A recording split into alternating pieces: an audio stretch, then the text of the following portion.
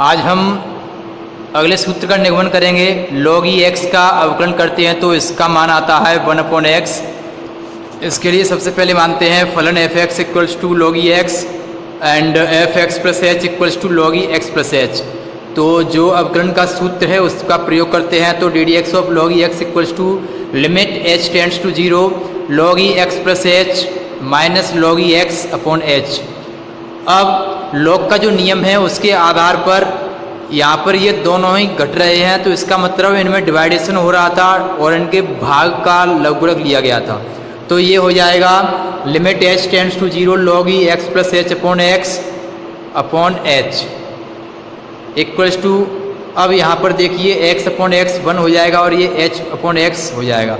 तो इसको हम ऐसे भी लिख सकते हैं log e 1 + h upon x upon h। अब ये हो गया log e 1 + x के रूप में। इसका प्रसार करेंगे, प्रसार के सूत्र आपके पास पहले से ही हैं। तो प्रसार करने पर क्या हो जाएगा, limit h tends to 0 h upon x minus h upon x का whole square upon 2 plus h upon x cube upon 3 minus dot dot dot upon h। अब इनमें से h कॉमन लेंगे तो h कॉमन ले लिया गया है। ये हो गया 1/x minus h upon 2x square plus h square upon 3x cube minus dot dot dot. h से h कट जाएगा और लिमिट रखेंगे तो ये हो जाएगा 1/x माइनस जितने भी h हैं उन सब की जगह 0 रखेंगे, क्योंकि यहाँ पर h टेंड्स टू 0 था तो ये सब 0 हो जाएंगे, बचेगा केवल 1/x। तो ये हो गया 1/x माइनस 0, तो ये हो गया 1/x। अतः सिद्ध होता है कि log e x का अवकलन 1/x होता है। अब दूसरा सूत्र सिद्ध करेंगे, a⁴x का अवकलन करते हैं तो ये हो जाता है a⁴x log e a। इसके लिए वही प्रक्रिया है, हम इसे डायरेक्ट कर रहे हैं सूत्र में रख करके ddx of a⁴x equals to limit h tends to 0 a⁴x + h minus ax upon h।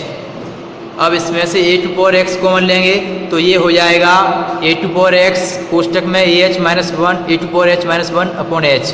अब इसका हम प्रसार करेंगे तो ये हो जाएगा a⁴x 1 + h log e a plus h log e a square upon 2 factorial plus dot dot dot और माइनस 1 अपॉन h।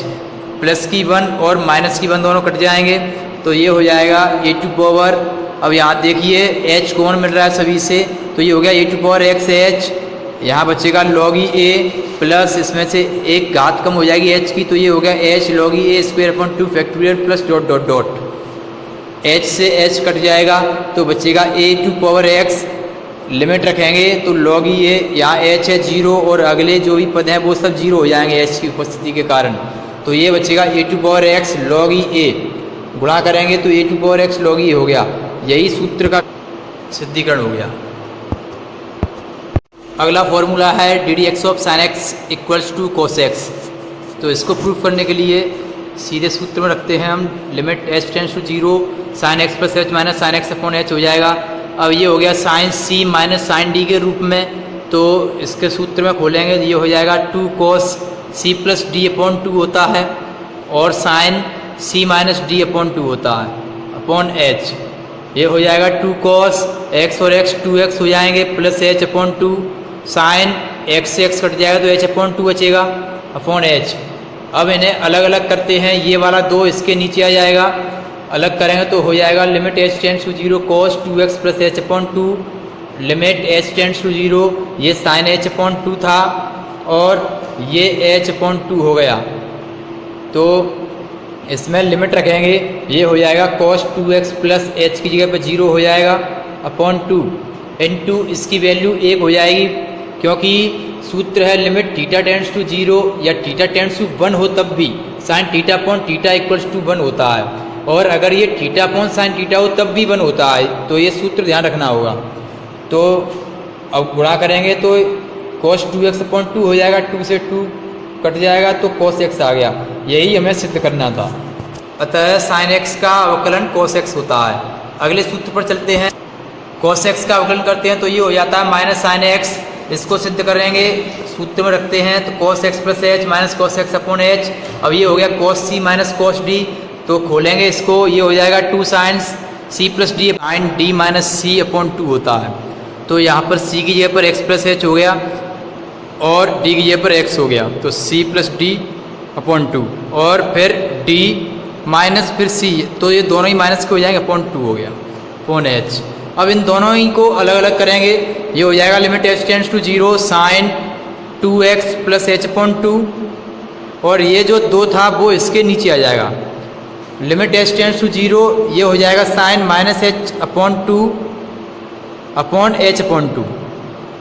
अब ये जो माइनस साइन है तो साइन माइनस थीटा होता है माइनस साइन थीटा, तो ये हो जाएगा sine minus sine H upon 2 upon H upon 2, और इसमें लिमिट रखेंगे तो ये x की वैल्यू 0 थी, ये हो गया साइन 2x अपॉन 2, तो साइन x हो जाएगा, और ये हो गया minus sine theta upon theta के रूप में, तो इसकी वैल्यू -1 हो जाएगी, तो साइन x में -1 का गुणा करेंगे तो माइनस साइन x हो जाएगा।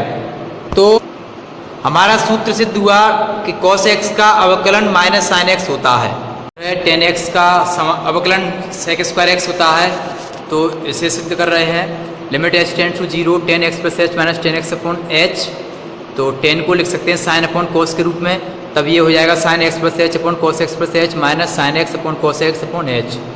अब इनको लासा लेकर के हल करेंगे तो ये हो जाएगा sine x plus H cos x minus cos X plus h sine X upon H cos X plus H cos x.